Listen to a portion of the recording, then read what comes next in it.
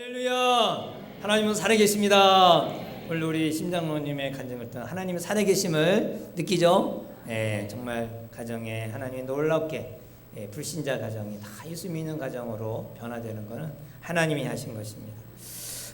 지난번에도 인사를 드렸지만 여러분의 그 기도 성원송에 40일 동안 세계관 교육 및 연수를 잘 마치고 왔습니다.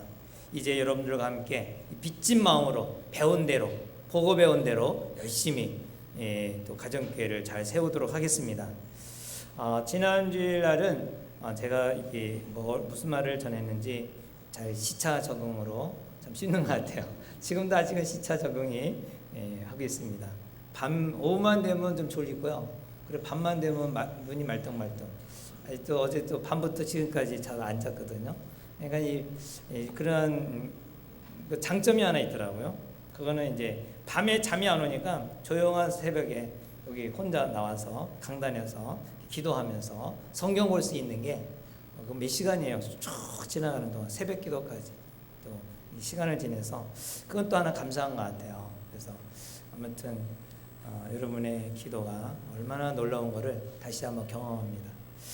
제가 오늘부터는 교회에 대해서 한 3, 4주 정도 말씀을 드리고자 합니다. 오늘 이 본문 말씀은 2016년도 10월 30일 종교개혁주일날 제가 한 설교입니다. 근데 우리 종교개혁주일 설교가 왜 이날 다시 한번 하게 되느냐, 물론 보완을 하지만 우리 교회가 새로운 변화가 일어나기를 간절히 바라는 마음을 가지고 이러한 설교를 준비하게 되었습니다.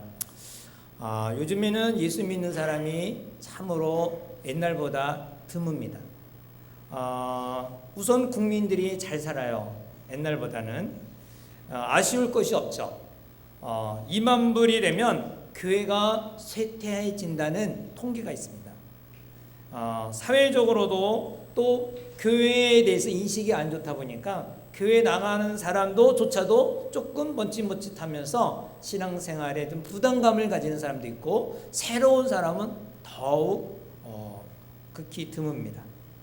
그런 가운데라 할지라도 어쩌다가 결단하고 교회를 딱 오면 실망하고 그리고 환멸을 느끼고 다시 교회를 떠나는 것을 보게 됩니다.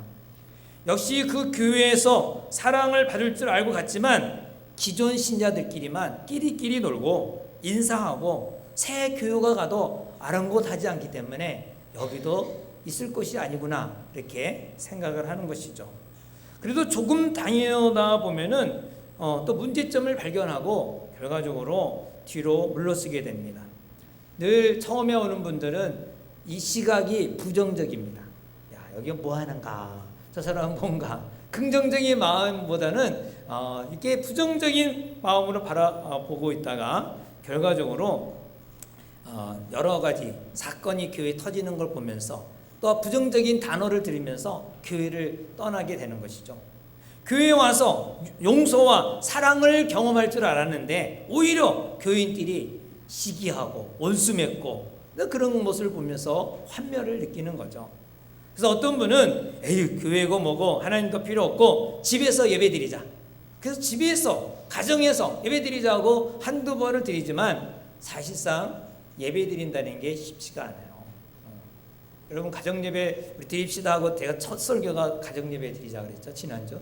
근데 사실 마음은 가졌지만 드리기가 쉬워요 어려워요? 참 어려운 게 가정예배예요. 마음 가진 것도 대단한 거예요. 마음 가지면 언젠가는 될 줄 믿습니다. 아무튼 그러다 보니까 예배를 못 드리고 다시 세상으로 가는 사람이 많죠. 또는 어떤 사람은 이상적인 교회를 찾아다니기 시작합니다. 이상적인 교회. 교회 가면 그냥 이렇게 환영을 하지만 피상적이죠. 그런데 이상적인 교회를 찾다 보니까 오히려 장로와 또 목사와 또 집사와 이 암투가 벌어지는 걸 보면서 이것도 아닌가 보다 하고 또 다른 이상적인 교회를 또 찾아갑니다. 그래서 이상적인 교회를 찾다 보니까 결과적으로 찾지를 못한 경우가 많아요. 근데 그 사람의 이상적인 교회가 무엇인지 성경에서 뭔가 찾아야 되는데 성경에서 찾지 못한 거예요. 여러분 이상적인 교회의 모습이 찾으려면 우리 눈이 아니라 성경에서 찾아야 됩니다. 이상적인 교회 바로 찾아야, 성경에서 찾아야, 아 이게 내 교회구나 하고 거기에 뼈를 묻으면서 또 충성하게 되고 끝까지 견딜 수가 있는 거죠. 저는 초대교회의 에베소 교회가 우리가 찾는 이상적인 교회가 아닌가 생각합니다. 이상적인 교회가 되려면 먼저 위치가 좋아야 돼요. 찾기가 좋아야 돼. 교통이 좋아야 돼요. 이 에베소 교회는 예수님이 탄생하시기 전 400년 전에 아주 신도시를 건설한 그러한 곳이 에베소입니다. 도로 포장이 그 당시 돼 있어요. 도로 포장. 돌로 쫙 포장이 되고, 이 고고학자들이 말하는 거예요. 그리고 편의시설이 다 잘 돼 있어요. 교통이 아주 잘 된 도시, 바로 에베소입니다. 또 이상적인 교회는 문학적인 배경이 좋아야 돼요. 에베소 교회는 도로 포장뿐만 아니라 당시에 수세식 화장실이 준비되어 있어요. 화장실 딱 하면 샥 흘러갈 수 있도록 다 시설이 되어 있는 거예요. 또 수도 시설도 있어요. 관이 쫙 있어갖고 지금도 가면 그 관이 남아 있어요. 지금도 수세식 화장실도 있어요. 그만큼 편의 시설이 다 된 도시가 에베소 도시입니다. 거기는 아프로디테라는 신을 섬기고 있는데, 아프로디테 신전도 있어요. 이 신전은 이집트의 피라미드와 같은 7대 불가사의의 건물 중에 하나로 드는 것이 바로 에베소에 있습니다.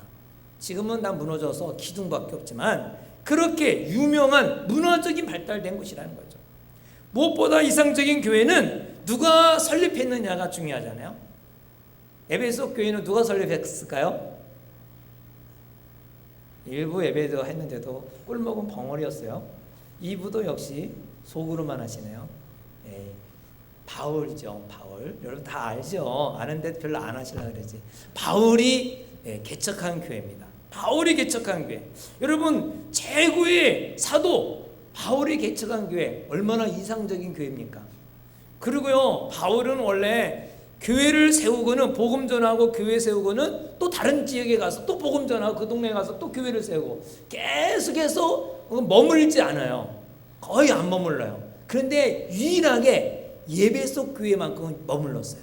그것도 3년이나 머물면서 제자 훈련시켰어요. 거기가 바로 두란노 소원이라는 곳이에요.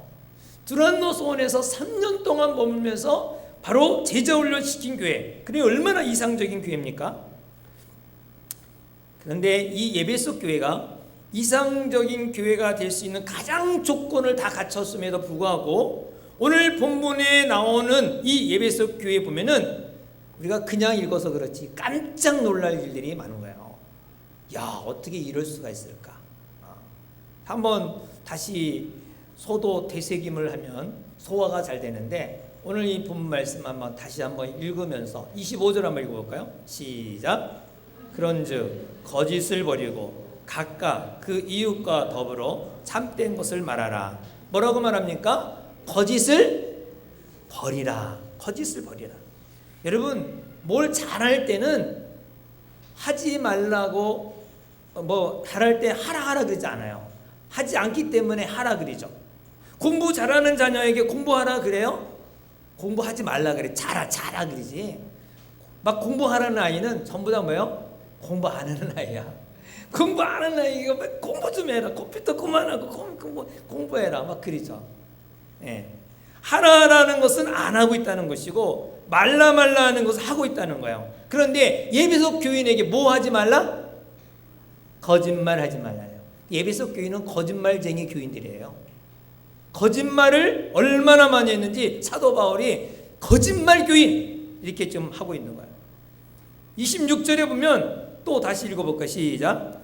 분을 내어도 죄를 짓지 말며 해가 지도록 분을 품지 말고. 에베소 교회는 혈기 부리는 사람들이 많았어요. 그러니까 이 에베소 교회는 혈기 부리는 교회다. 혈기 부리는, 싸우는 교회 같아요. 큰 소리가 나고.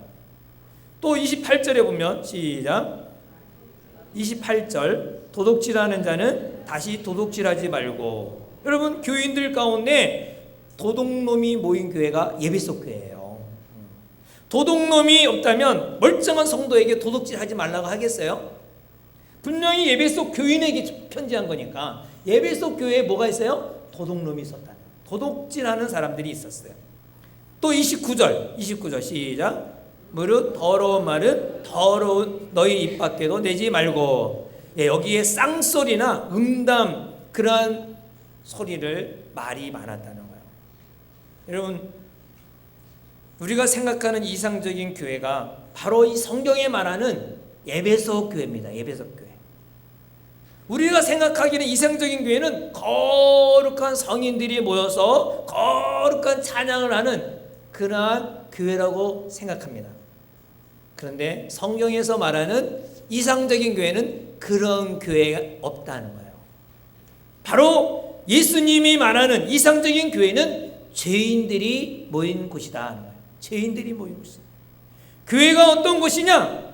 우리는 다시 한번 깊이 생각하는 이 시간이 되기를 바랍니다. 우리 교회를 보고 혹시 실망한 사람 있습니까? 사랑이 없다고, 나를 인정해 주지 않는다고 혹시 마음에 상처를 받은 자 있습니까? 그분은 교회가 천국 같다고 생각했기 때문에 실망을 한 것입니다. 여러분, 교회는 천국이 아니라 바로 병원입니다. 이상적인 교회는 병원이라는 것입니다. 바로 이 병원에 거만한 자들이 오고 교만한 자들이 오고 이기적인 자들이 오고 혈기 부리는 자들이 오는 곳입니다. 술과 담배와 노름에 쩌든 사람이 오는 곳이 교회입니다. 중독되고 그래서 이런 사람들이 와서 하나님의 사랑 가운데 변화받아 치료되는 곳이 바로 교회입니다. 그게 바로 이상적인 교회라는 것입니다. 사랑하는 여러분, 우리 교회는 어떤 교회라고 생각하십니까? 이제 교회에 대한 개념을 다시 바꾸기 바랍니다. 교회는 천국이 아니라 무엇이다? 병원이다. 따라해 보겠습니다. 교회는 병원이다. 병원이다. 교회에 와서 교만한 사람이, 거만한 사람이, 건방진 사람이, 거짓말하는 사람이, 세상적인 사람이 와서 변화되는 곳이 바로 교회입니다. 그래서 그런 사람이 왔을 때 깜짝 놀라지 마세요. 왜? 병원이니까. 병원에 왔으니까 당연하게 여겨야 돼요. 술 먹고 왔다고, 야, 이 교회는 어떤 곳인데 술 먹고 와? 그런 소리 하면 안 돼요. 교회를 모르는 사람이에요. 인간적으로 여러분이 이상적인 교회를 발견하고 그곳에 가면은 어떻게 되는지 알아요? 그 교회는 깨져요.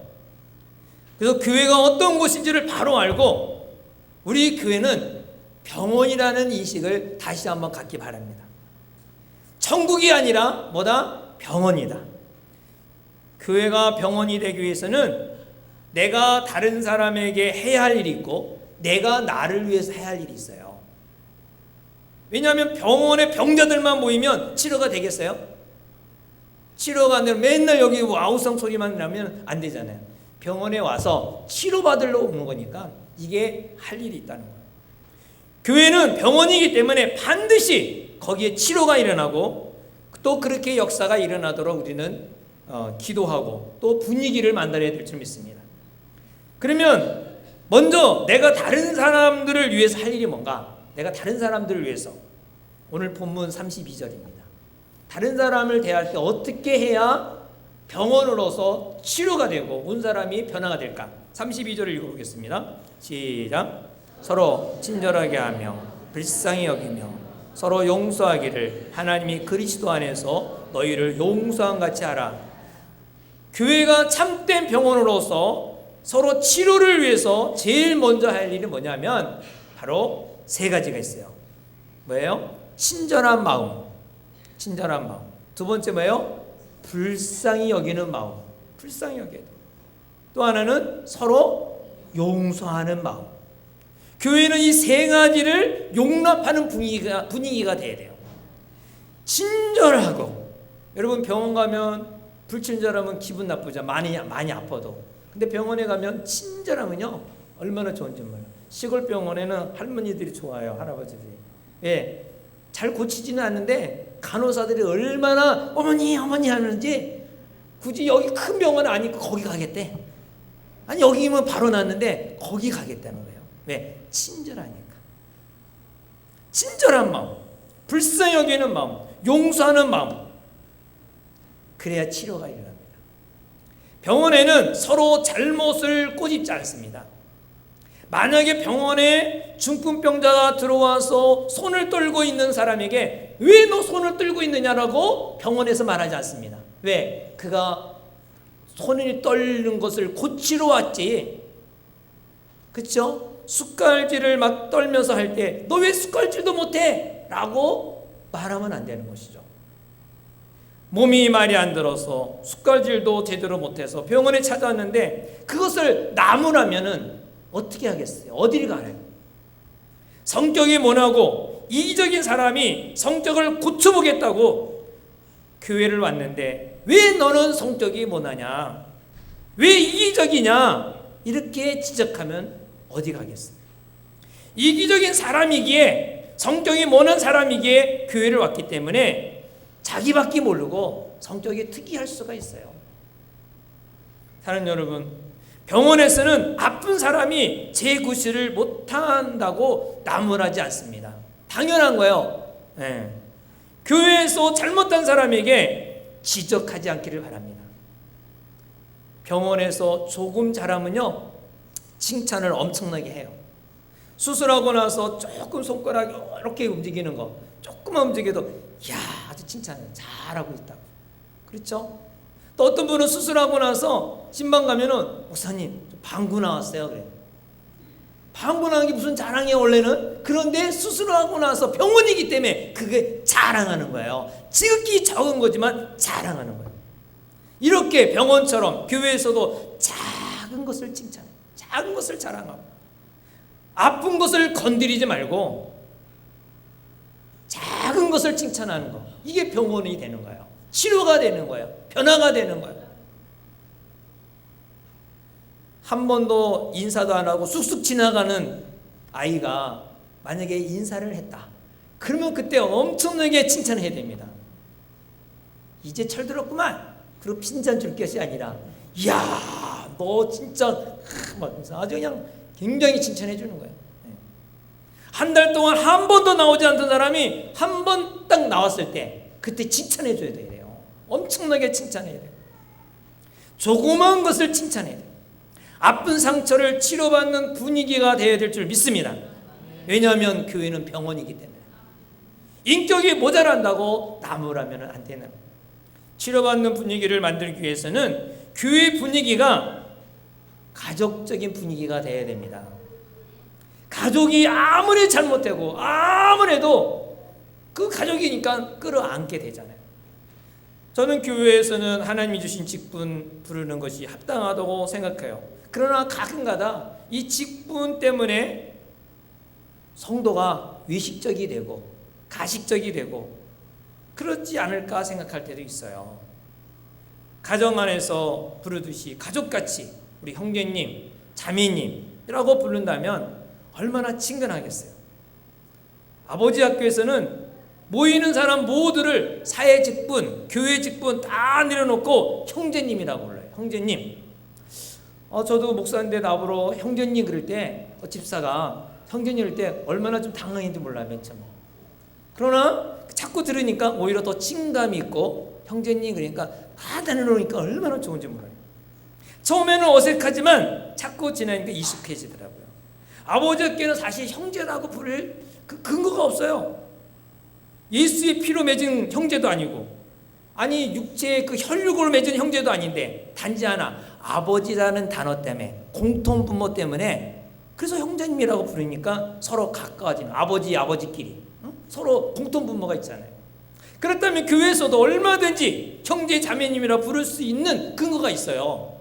왜냐하면 우리는 영원한 형제 자매 예수의 피로 결속된 육체의 형제보다 더 가까운 형제 더 오래 살 형제 자매가 바로 예수의 피로 맺은 형제 자매들이에요.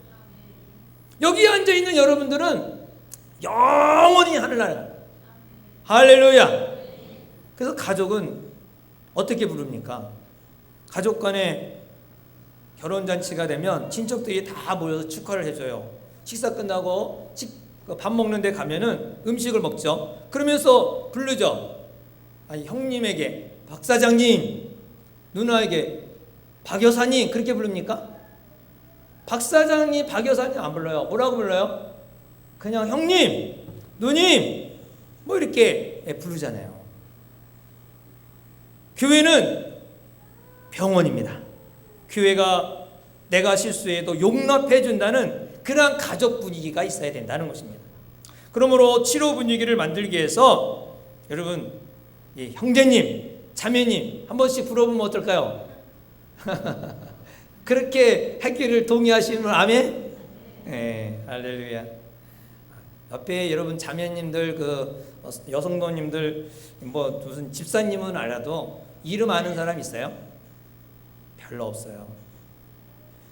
사실은 자매님들은 하나님의 동역자로, 배필자로, 또 삶의 동역자로 보내주셨습니다. 그런데 이름을 다 잃어버렸어요. 이름을 다 잊어버렸어요. 결혼한 후에는 이름이 다 사라졌어요.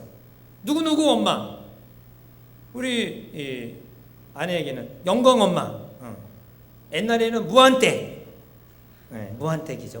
무한에서 왔으니 무한댁. 우리는 또 우리 집에 일산이니까 일산댁, 뭐 부산댁 이렇게 부르잖아요. 사실은 이름 불러가면서 동네 자매님 이렇게 부르면 분위기가 좀 어떻겠어요? 아주 새로워지겠죠. 예, 그러니까 참 이 말은 뭐냐면 가족 분위기 같은, 서로를 용납해주는, 가족은 다 용납해주잖아요. 그럴 때 치료의 역사가 일어나는 겁니다. 내가 치료받기 위해서 내가 할 일이 있는데, 그것은 교회에서는 치료의 역사가 일어나기 위해서는 부정적이지 말아야 돼요. 항상 긍정적이어야 됩니다. 25절을 한번 볼까요? 25절 시작. 그런즉 거짓을 버리고 각각 그 이웃과 더불어 참된 것을 말하라. 이는 우리가 서로 지체가 됩니다. 버리고 하라고 되어 있어요. 거짓을 버리고 참된 말을 하라. 하지 말고 하지 말라 하면요, 사람은 더 하고 싶어요. 이거 하지 말라 저거 하지 말라 더 하고 싶은 욕망이 생겨요. 근데 바울은 이 점을 잘 알고 하지 말로 끝나는 것이 아니라 하라까지 갑니다. 하라. 그래서 28절에도 보면 도둑질하는 자는 다시 도둑질하지 말고 돌이켜 가난한 자에게 구제할 수 있도록 자기 손으로 수고하여 선한 일을 하라 했어요. 도둑질하지 말라로 끝나지 않았어요. 뭐 하라? 선한 일을 하라. 선한 일을 하라. 이제부터 남의 훔치는 것을 하지 않아야겠다 하지 말고 한 걸음 더 나아가 열심히 수고해서 남에게 구제하라는 거예요. 구제하라. 29절에도 보면 우리 다시 한번 읽어볼까요? 29절 시작. 무릇 더러운 말은 너희 입 밖에도 내지 말고 오직 덕을 세우는데 소용되는 대로 선한 말을 하여 듣는 자에게 은혜를 끼치게 하라. 더러운 말 하지 말라고 끝나지 아니하고 선한 말 하라. 선한 말. 더러운 말을 하지 않을 뿐만 아니라 한 걸음 더 나아가 선한 말을 하라는 것이죠. 여러분, 어디 식사하러 가갖고 이 잘 먹는 사람에게 뭐라 그러는 줄 알아요? 핀잔이라고. 너 몇 그릇째야 도대체? 이렇게 말을 해요. 잘 먹는 사람에게. 보통 사람은 그냥 넘어가지만 평상시 많이 먹거나 또 몸이 좀 이렇게 베들레헴 하나님이 자연스럽게 주신 분에게는 그게 말이 아주 스트레스가 돼요. 그럴 때 잘 먹는 사람에게 좋은 말을 할 수 있잖아요. 똑같은 말해도 당신하고 같이 밥 먹으면 내가 밥맛이 저절로 나. 이게 뭐예요? 많이 먹는 사람의 똑같은 말이거든요. 상처도 주지 않으면서 아주 좀 좋지 않아요. 치료받기 위해서는 하지 말라 해서 멈춰서는 안 되고 한 걸음 더 나아가 긍정적으로 하라는 것입니다. 여러분, 2018년 6월달 이분 오늘 셋째 주입니다. 2018년도 이 전반기를 마치게 돼요. 우리가 그동안 어떻게 살고 내가 얼마나 변했을까? 2018년 동안에 교회를 어떻게 생각했는가? 한번 새로운 결심을 갖는 오늘이 되기를 주님으로 축원합니다. 이제부터는 우리의 말이 긍정적인 말로 변화되기를 주님으로 축원합니다. 겸손해지고 싶은 사람은 내가 겸손해지 결심한다고 겸손해지지가 않아요. 나를 넓히려고 애를 써도 안 돼요. 그게 오히려 그런 사람은 나보다 더 별볼일 없는 사람이라 할지라도 그 사람이 말하는 것을 끝까지 들어주고 긍정적으로 추근해줘. 중간에 가로채기 하지 말고 말을 끊지 말고 끝까지 들어주는 것. 그러면 자기 자신이 겸손해지고 나중에는 존경을 받게 됩니다. 자녀에게 잔소리하지 않아야겠다고 결심하시는 분, 그래도 잔소리 나와요. 그러면 어떻게 해야 되겠어요? 자녀에게 칭찬을 조그만 거라도 칭찬해야겠다 결심하세요. 그러면 잔소리가 줄어들게 돼요. 조그만 거 가지고 칭찬해주면 이 긍정으로 바꾸면 바뀐다는 거죠. 치료는 어디서 되느냐? 바로 부정적인 곳에서가 아니라 긍정적인 곳에 이루어지는 것입니다. 하나님께서는 교회를 병원으로 만들어 주셨고 성령님은 교회에서 치료해 주십니다. 놀라운 변화를 일으킵니다. 만약에 여러분들이 교회를 5년 동안 다니고 3년 동안 다니고 1년 동안 다니는데도 불구하고 내가 조금 더 내 생각이 바뀌지 않냐고 내 삶이 내가 변화되지 않는다고 하는 사람이 있다면 그 사람은 신앙생활 한 사람이 아니에요. 교회에 왔다 갔다 하는 거예요. 교회 생활을 했어도 신앙생활을 한 거 아니에요.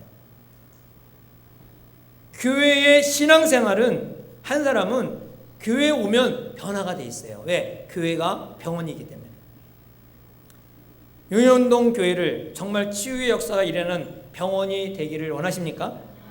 교회는 누구든지 와서 편하게 자기를 내보일 수 있는, 자기 문제를 내보일 수 있는, 자기 아픔을 다 드러낼 수 있는 그런 분위기가 되어야 될 줄 믿습니다. 정말 저 사람 변했구나, 이런 소리를 들을 수 있는 교회, 그런 동역자가 되기를 주의 이름으로 축원합니다. 그럼 그렇게 하려면 어떻게 해야 되느냐? 어떻게 해야 될까? 사실 이렇게 많은 사람들이, 물론 이게 변화된 사람이 간증은 하지만 사실 많은 사람이 변화되는 것은 이 많은 군 중에서는 참 어려워요. 치료의 분위기를 바꾸려면 어떻게 될까? 사실은 이 큰 사이즈에서는 이루어지지 않습니다.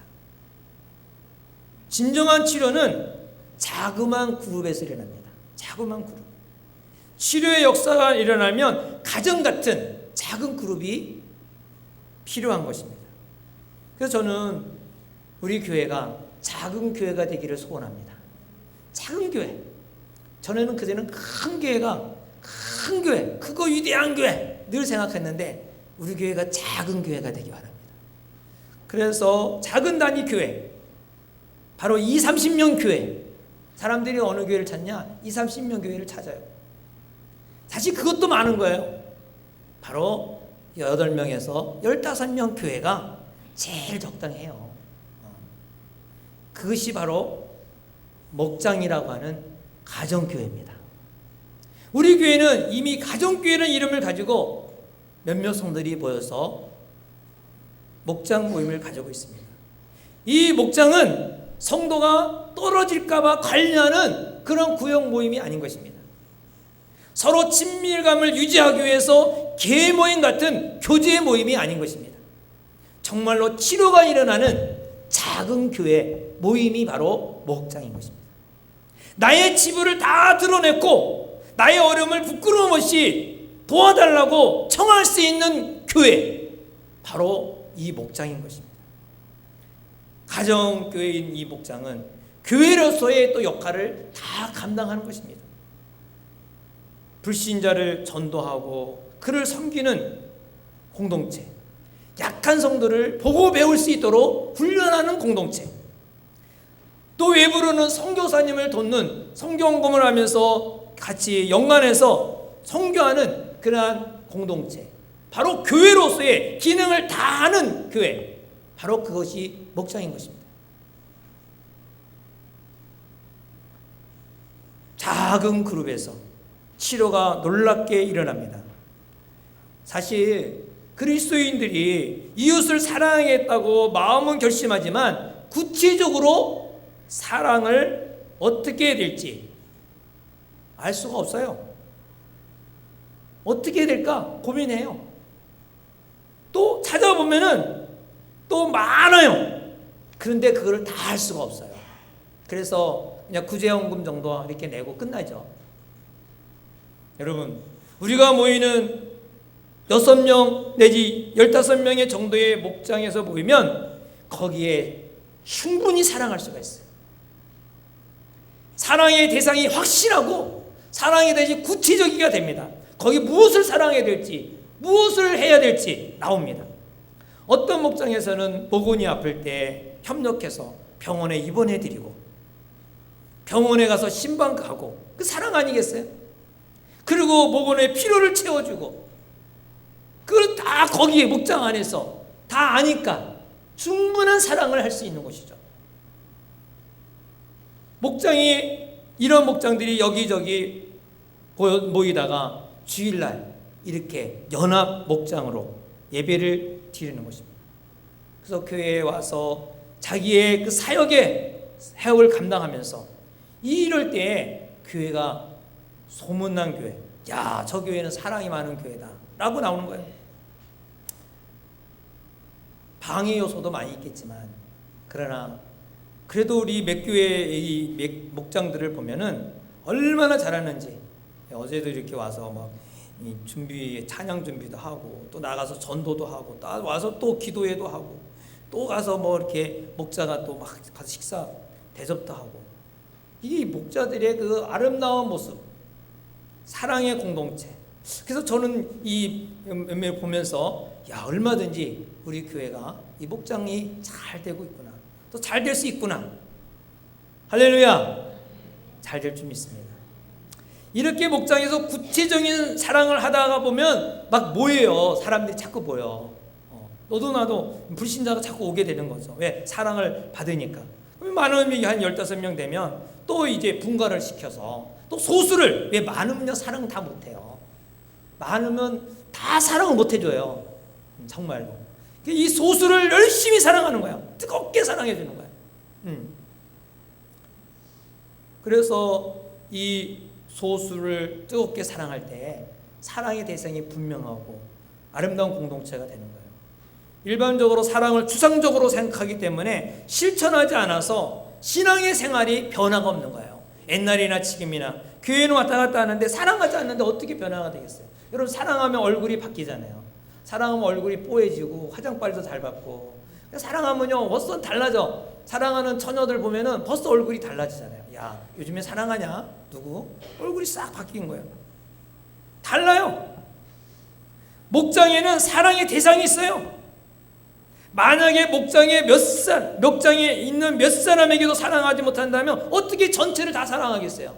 이 많은 사람들 누가 어떻게 사랑해요? 피상적이고 하나의 거칠해요. 우리 교회에 사랑이 없다고 말하는 사람이 있다면 아마도 목장을 나가지 않거나 그러한 소수의 그 사랑을 경험하지 않기 때문에 그러지 않는가 해요.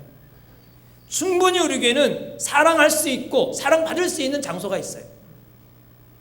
교회가 사랑이 없다고 생각하시는 분은 자신이 사랑이 없구나를 먼저 깨달기 바랍니다. 네. 나부터 변화돼야 돼요. 목장에서 몇 사람은 안 되지만 성격이 다르고 나와 맞지 않고 원수 같은 사람, 근데 주님이 원수를 사랑하라 했으니까 이거를 실천할 수 있는 장소가 어디예요? 목장이에요. 원수를 일부러 만들 필요 없어요. 목장에서 이게 원수를 사랑하는 곳이 여기구나, 이 말씀을 실천할 수 있는 곳이구나 하고 거기서 열심히 실천하다 보면 하나님의 은혜가 임하고 축복이 임하고 정말 성경에 그 나타나는 증거들이 일어나는 것입니다. 여러분, 목장에 들어가서 구체적인 사랑을 경험하시기 바랍니다. 사랑하는 여러분, 우리 모두가 이러한 같은 꿈을 가지기 바랍니다. 교회는 병원입니다. 그래서 누구나 교회에 오면 치료가 일어나고 역사가 일어나는 것이 바로 병원이기 때문에 그렇습니다. 교회를 긍정적인 분위기로 바꾸시기 바랍니다. 하지 말라가 아니라 하라로. 그래서 우리 교회가 오기만 하면 편하대요. 여러분, 목장에서 다 사랑을 하는 사람은요, 연합 이 예배 와도 벌써 달라져요. 사랑이 막 저절로 흘러 넘치게 돼 있어요. 그렇기 때문에 연합에서 사랑하지 못한 사람은 뭔가 큰 단체의 사랑을 받고자 하지만 전혀 그렇지 않습니다. 내가 바뀌지 않는데 어떻게 그런 사랑을 경험할 수 있겠어요? 그러므로 우리의 교회 목장이 12개, 또 청년 3개 있으니까 싱글도 다 가서 열심히 사랑하셔서 정말 병원의 경험이 있기를 주의 이름으로 축원합니다. 다 같이 함께 기도하겠습니다. 우리 한 마음으로 기도할 때 주님,